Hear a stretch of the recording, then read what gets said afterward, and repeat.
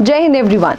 Today we shall talk about a very important point in CDS when it comes to 5 tips to achieve 100% accuracy in English in CDS. Now, talking about 120 questions, 100 marks, wherein हर एक question आपका 0.83 marks का होता है और अगर negative marking हो गई तो 0.33 marks are simply gone for every wrong answer. Now you need to understand कि भाई इंग्लिश एक ऐसा सब्जेक्ट हो जाता है सीडीएस में जिसका एक अहम रोल है and you can not deny the fact that it is playing a pivotal role here. But when it comes to achieving scores in English then many times students are taken aback. क्यों? क्योंकि शायद जो strategy वो follow करते हैं वो उतनी adapt नहीं है. तो लेट अस टॉक अबाउट ऐसे कौन से 5 टिप्स हैं जिनको फॉलो करने के बाद फॉर श्योर उनको अपनी इंग्लिश में इंप्रूवमेंट देखने को मिलेगा. And I am sure if you follow these tips you will for sure achieve 100% accuracy. I'm not talking about attempting 120 on 120 questions because that is next to impossible, right? There are certain questions which are to be left even in English and CDS. But when I'm talking about 100% accuracy, then I mean if you are attempting 100 questions, it has to be 100% accurate. And it is more than obvious you cannot attempt less than 70 because you have to keep a maximum score there. And English, no doubt, is a scoring subject. English एक scoring subject है बच्चों. तो चलो सबसे पहले बात करते हैं एक्यूरेसी की इंपॉर्टेंस क्या है. भाई हम 70 क्वेश्चंस करके 30 क्वेश्चंस गलत भी कर सकते हैं. सो इंपॉर्टेंस ऑफ एक्यूरेसी बच्चों यहाँ आती है कि सबसे पहले ये देखो कि इन एक्यूरेसी का इम्पैक्ट क्या पड़ने वाला है. लाइक आई ऑलरेडी मेंशन कि 0.83 अगर आपको प्लस मिलने वाले हैं एवरी करेक्ट आंसर के लिए तो 0.33 नेगेटिव मार्किंग भी है एवरी रॉन्ग आंसर के लिए. तो उसकी वजह से जो आपका एक ओवरऑल स्कोर है वो इम्पैक्ट करेगा and that in itself is sufficient to tell you कि आपको एक्यूरेसी क्यों इंपॉर्टेंट है. Next, enhanced vocabulary. अगर आप अपनी एक्यूरेसी पे ध्यान देंगे फॉर श्योर आपकी जो वोकैबुलरी होगी वो ऑटोमेटिकली इन्हांस होने लगेगी because you will be targeted at correcting right answers rather than just giving a hint there. आप वहाँ पे सिर्फ लेम मार्किंग करके नहीं आएंगे. Until and unless you are very sure of the answers you will not give the answer because आपने focus किस पे किया है? एक्यूरेसी पे. Next, improved grammar. जब आप ग्रामर के बेसिक्स पे काम करना शुरू हो जाएंगे, when you will start practicing exercises, then for sure आपकी जो ग्रामर बेसिक कॉन्सेप्ट्स हैं वो भी इम्प्रूव होंगे. And this is the most important parts जहाँ पे इंपॉर्टेंस ऑफ एक्यूरेसी अपना रोल प्ले करेगी क्योंकि आपको आपका स्कोर बढ़ाना है ना कि घटाना है. नेक्स्ट, सबसे पहले टिप 1, इन सारे पॉइंट्स को नोट डाउन करके आप लोग फ्लैश कार्ड्स के फॉर्म में अपने रूम में लगा लीजिए ताकि पता होना चाहिए कि ये 5 टिप्स हैं जो आपको इंग्लिश में एक्यूरेसी इंप्रूव करने में हेल्प करने वाले हैं. जिसमें से टिप 1 है हमारी इनहैंसिंग वोकैबुलरी. नाउ वोकैबुलरी की बातें तो सब करते हैं but when it comes to real stage working then वहाँ पे बहुत सारे बच्चे फेल हो जाते हैं. वी अंडरस्टैंड कि भाई वोकैबुलरी तो करनी है, सिर्फ शब्द ही तो करने हैं, कितना टाइम लगेगा. But let me tell you vocabulary is infinite. ये इनफाइनाइट है. सबसे पहला तरीका क्या है? Read diversely. I have made this sure 100% times that whenever I am talking about English reading is the first priority. Reading ही एक ऐसा तरीका है जिससे आप ओवरऑल इंग्लिश अपनी इंप्रूव कर सकते हैं, जिससे इंग्लिश को बेस से इंप्रूव किया जा सकता है and you can reach to any heights when it comes to English.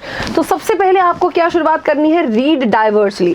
You can read newspaper, you can listen to podcast, you can read novels, you can go through comprehensions. Even comprehensions are perfect way to read क्योंकि उसमें भी ऐसे words आपको देखने को मिल जाते हैं जो शायद आपकी नॉलेज में नहीं होने वाले हैं.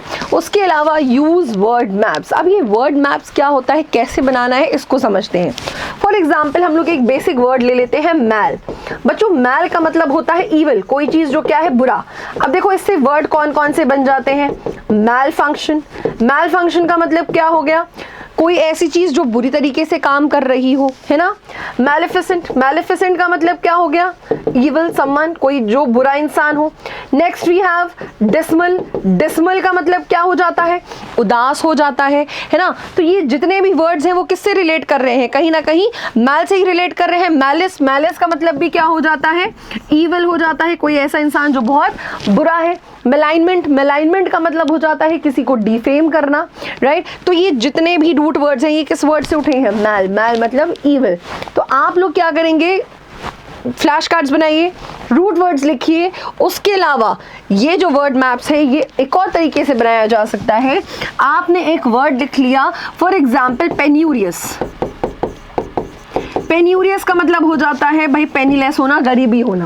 अब इसके सिनोनिम्स एक तरफ, इसके एंटोनिम्स एक तरफ। अब आप ऐसे ही चार्ट बना बना के एक वर्ड मैप क्रिएट कर सकते हैं जिसको आप रूट वर्ड या फिर निमोनिक्स के थ्रू प्रिपेयर कर सकते हैं। And this is not at all tough. ये टाइम टेकिंग शुरुआत में जरूर हो सकता है, but at the end it will help you in quick revision, और फिर आपको इसका बेनिफिट, जितना भी इसका बेनिफिट है वो ऑटोमेटिकली पता चलने लगेगा once you start working on it.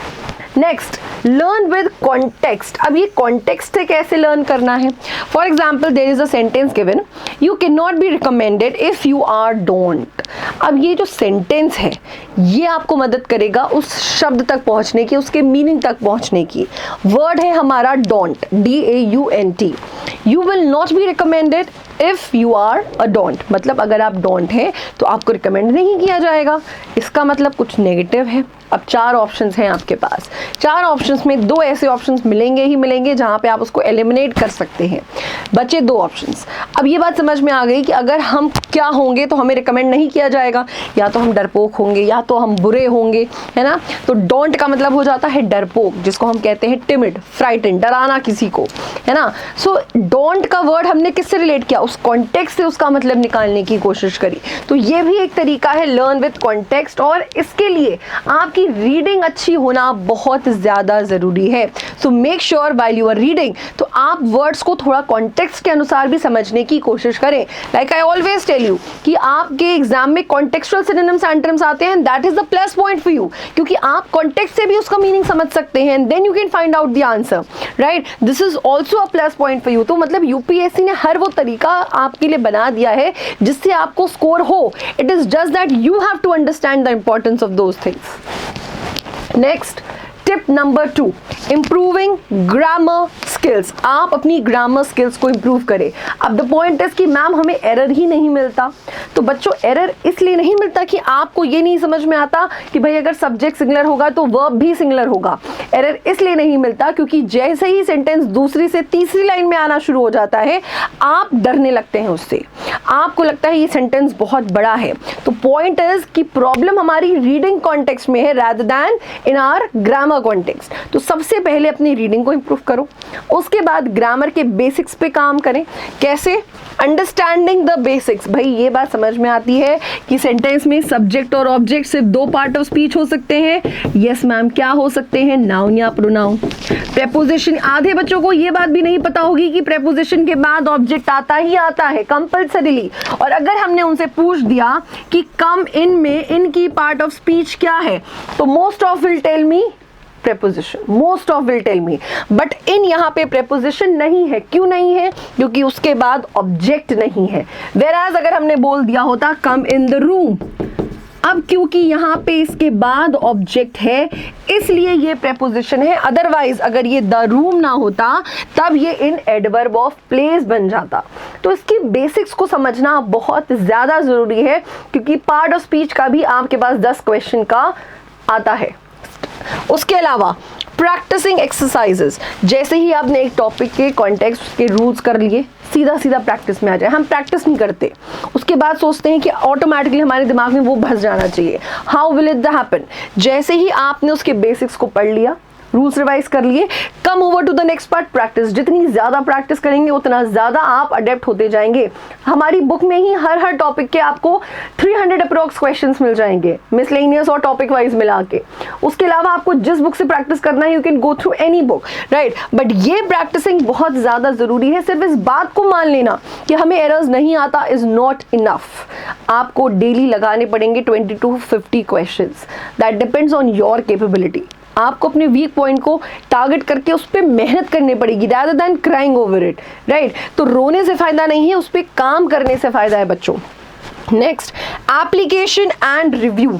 जो ग्रामर के बेसिक रूल्स होते हैं उनको अपने स्पोकन में भी लाने की कोशिश करिए, उसको अपनी कम्युनिकेशन में इन्वॉल्व करने की कोशिश करिए और फिर चेक करिए जो आप बोल रहे हैं क्या वो कहीं सही आ रहा है। जैसे बहुत बच्चे बोलते हैं I am was a doctor या I was to go there. अब ये जो सेंटेंसेस जहाँ पे हम ज़बरदस्ती I was gone there, I was done this, ये ज़बरदस्ती जो हम वॉज का यूज़ करते रहते हैं हर बात पे या हेल्पिंग वर्ब लगाते रहते हैं हर बात पे, दिस इज नॉट करेक्ट। तो अगर आपको पता है कि भाई सिंपल प्रेजेंट में हमें वॉज लगाने की जरूरत ही नहीं है, सीधा सीधा वर्ब की फर्स्ट फॉर्म दे दो, सिंपल पास्ट में सीधा सीधा वर्ब की सेकंड फॉर्म दे दो एक सेंटेंस बनाने में, तो वहां पे आप थोड़ा मेंटली अवेयर रह के वॉज को एलिमिनेट कर दे, make a sentence small and grammatically correct, तो वो भी आपको रीडिंग में हेल्प करने वाला है। तो एप्लीकेशन मतलब अप्लाई करो रूल्स और उसको रिव्यू करो, चेक करो कि जो आप कर रहे हैं इट इज हेल्पिंग यू और नॉट। और ये बहुत ही स्लो प्रोसेस है, राइट, ये स्लो प्रोसेस है, बट अभी भी आपके पास अप्रोप्रिएट टाइम है कि अगर आज से भी आपने इन सारी चीज़ों पे काम करना शुरू कर दिया तो ये इतना भी स्लो नहीं है कि आप 2 महीने में आराम से 80+ क्वेश्चंस अचीव ना कर पाए, ये इतना भी स्लो नहीं है। It just depends on how determined you are and how consistent you are. Next tip number 3, boost reading comprehension. Reading reading reading मतलब रीडिंग ही हर चीज़ का जड़ है, हर चीज़ का जड़ रीडिंग है, तो रीडिंग कॉम्प्रिहेंशन को भी बूस्ट करना है। डाइवर्स रीडिंग मटेरियल मतलब आप कॉम्प्रिहेंशंस पर डे अटेम्प्ट करें, पर डे अटेम्प्ट करिए कॉम्प्रिहेंशंस। मटेरियल बता दिया है, न्यूज़पेपर्स हो सकती है, नॉवेल्स हो सकती है, मैगजीन्स हो सकता है, ठीक है। उसके अलावा आप कॉम्प्रिहेंशंस पढ़िए।